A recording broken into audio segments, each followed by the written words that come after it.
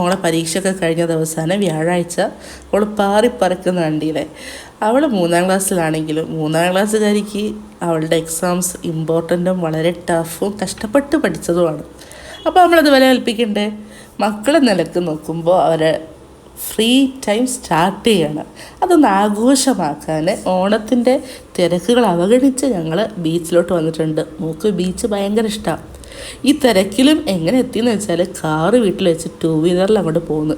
കാറിലൊന്നും വരാൻ കഴിയില്ല കേട്ടോ. ഓണം കഴിയാതെ കോഴിക്കോട് ടൗണിലേക്ക് ഭയങ്കര ബ്ലോക്കൊക്കെയാണ്. മോള് തുള്ളിച്ചാടി കളിക്കുന്ന കണ്ടില്ലേ.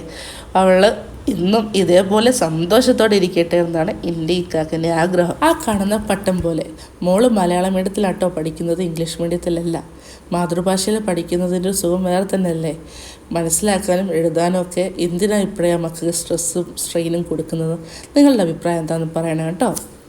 അപ്പോൾ ശരി, ബൈ.